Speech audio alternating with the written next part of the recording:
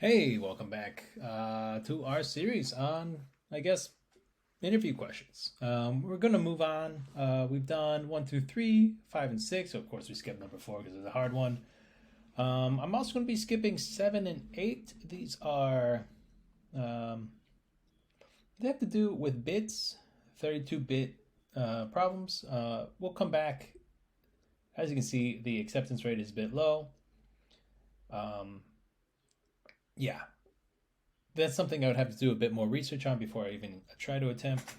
But today's gonna be a fun one. I've done number 9, palindrome number, and number 11, container with most water. I'm not gonna do this one. Number 10, number 9. I'm gonna show you my old code from I guess probably 2 years ago.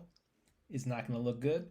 And then number 11, we're gonna just start from scratch. I deleted the code already, and yeah, we'll cover these two questions today. So first up, let's jump into number 9, palindrome number. All right.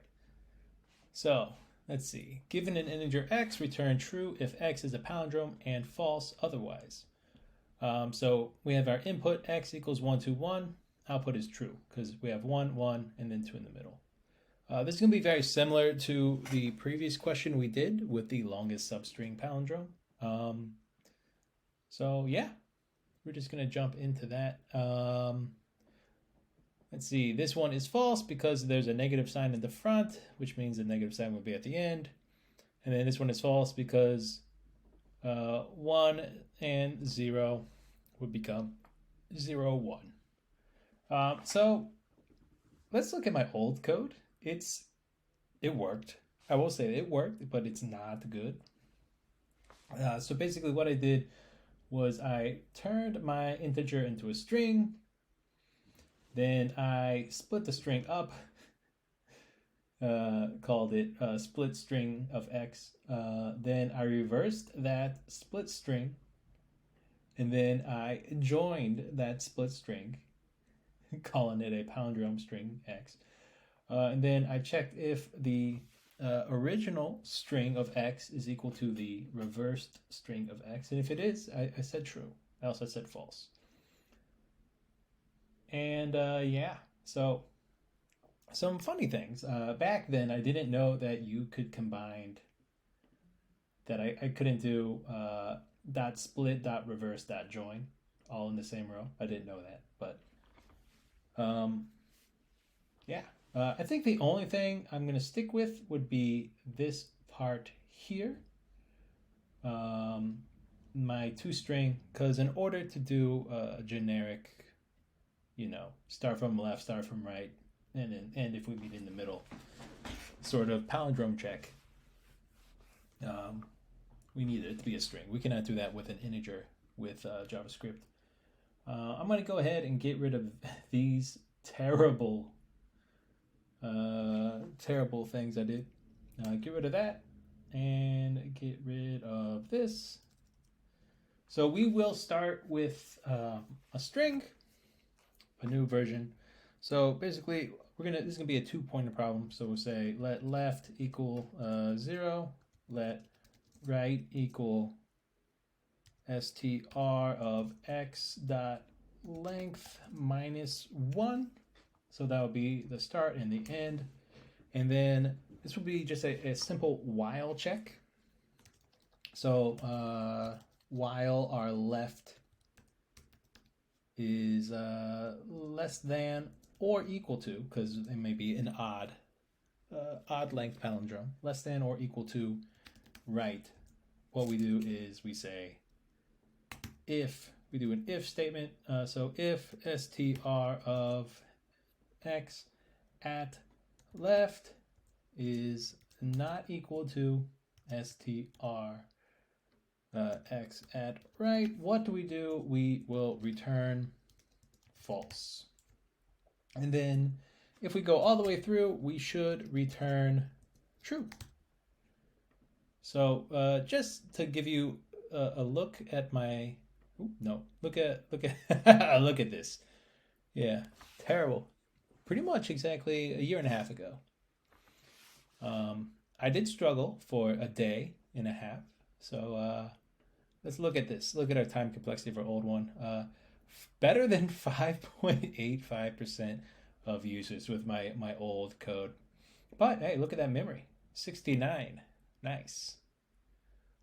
So let's go ahead and maybe we'll run this, see if it passes our code to begin with. See if it passes the initial test. And still running. Time limit exceeded. Something is wrong here. Oh, we forgot to increment and decrement our right and left. So at the end, we need to say left plus plus, and we need to say right minus minus, because we're moving from the outside in. In our last version of the palindrome check, we moved from the center out, but this time we're doing from the outside in, middle out. So let's go ahead, run it again. It should work this time as we increment our left and decrement our right. This is definitely better than the old runtime I had. And let's go ahead and submit it. Let's see if we are better than 5%. We are 26, okay. And our memory is only 54 now. So it does work. It's probably a better way of checking it, but this is how I would do it personally. Yeah, so this is O of N. Let's see, blah, blah, blah. Let's see. And then, yeah, this would just be O of N. Well, O of 0.5 N, but we get rid of the constant O of N. So this would be an O of N, a linear function, more or less. So not too sure how other people did it, but this is what I did. All right, we're going to move on ahead to some more questions. Let's see, next question. Does that work? We're going to skip this one. I'll come back and do I'll dedicate whole videos to hard questions later. And we'll come to this one. I'm going to go ahead and delete this just so you don't see. So basically what we are given is that we're given an array of heights. Basically we have walls on the left and the right. So the water must fill in these walls. So that means the water height can only be as tall as the shortest wall. So basically what we want to do is we'll start from the outside. So for example, this one, we have 1, 2, 3, 4, 5, 6, 7, 8, 9. So this one is a distance of 9. So we have 9 across. But the minimum height of these two walls, this one here at the end and this one here, is just 1. So this would just be a value of 9, more or less. Next up, we have position 1, 2, 3, 4, 5, 6, 7, 8. So these are 8 away. This one is 8 tall. This one's 7 tall.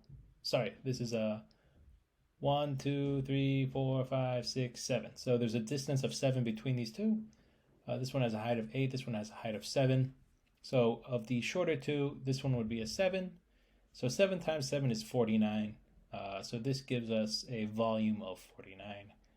And then when we decide which one to move, we look at which one is shorter and we move that one.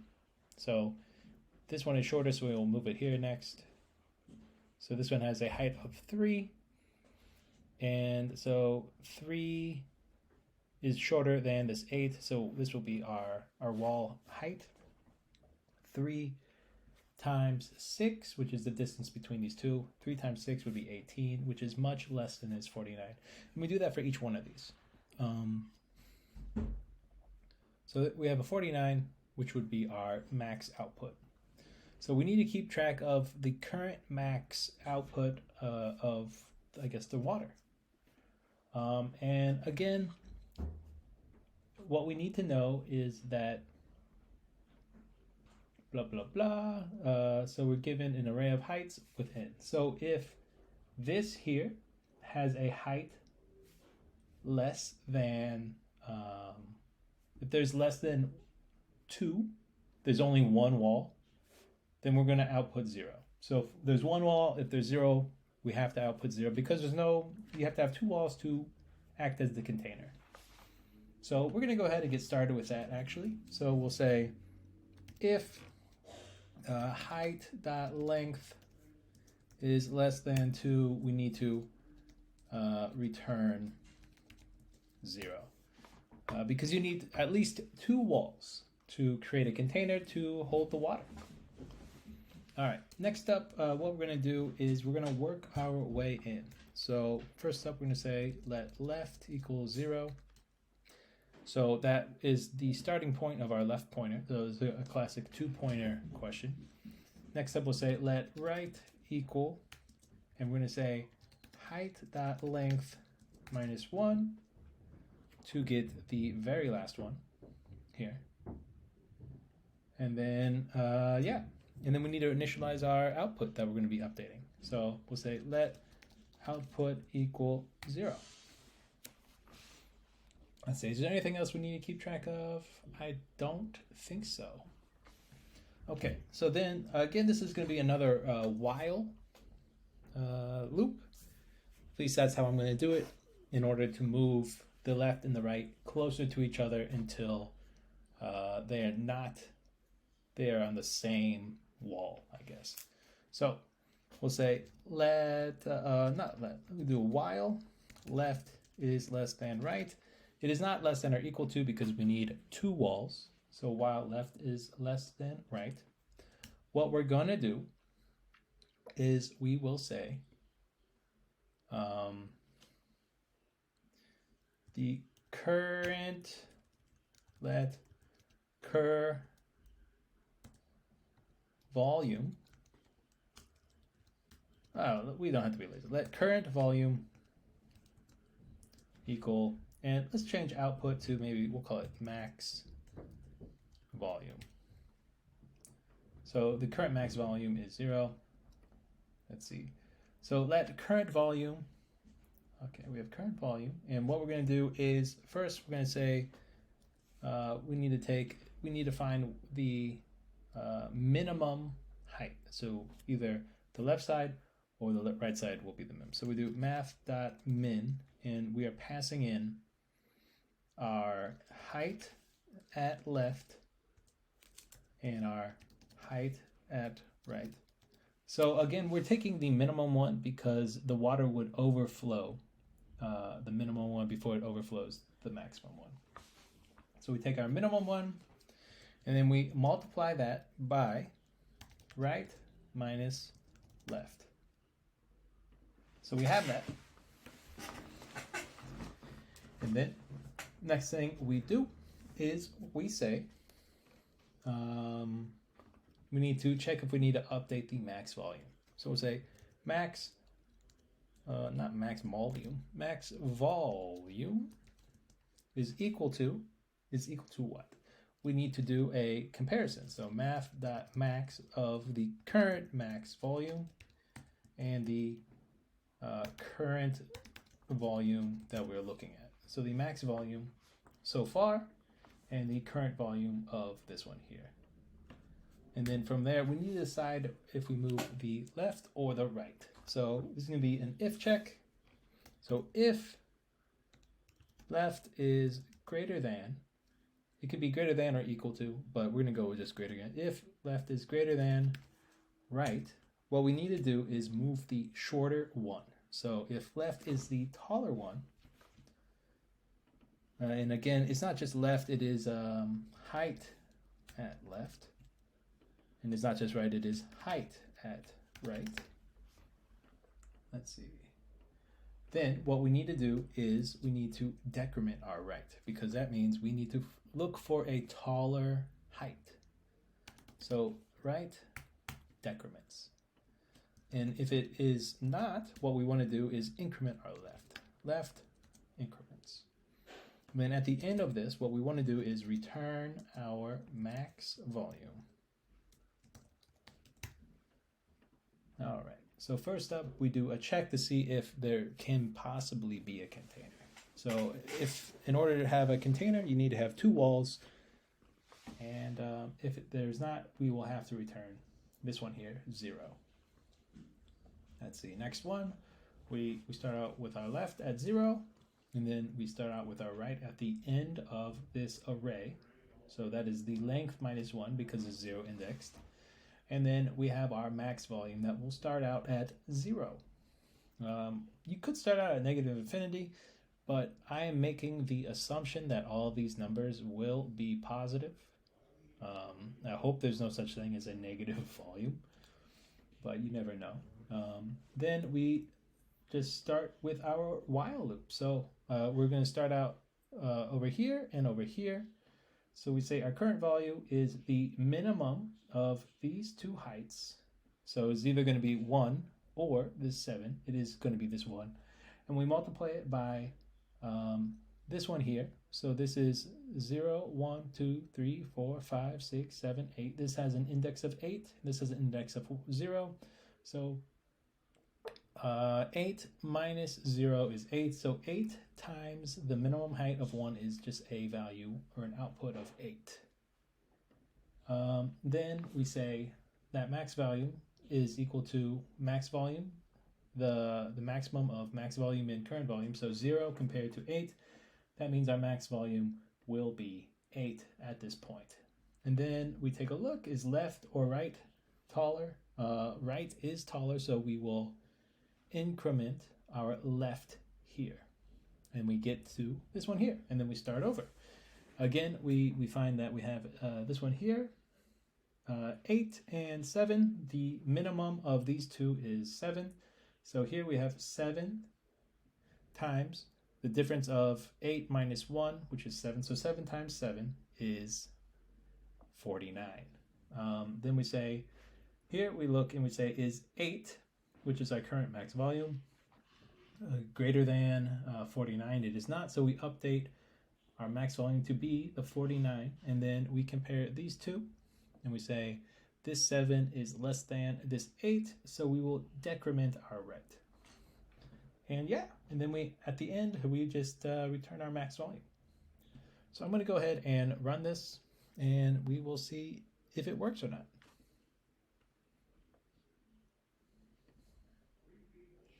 It does work. All right, so we have case 1 and case 2. Good. And I'm going to go ahead and submit it. Let's see what we get. All right, so we are middle of the pack with runtime and 67% better than other people. So we are above average, slightly above average here, and probably like a little bit above average here, maybe half a standard deviation.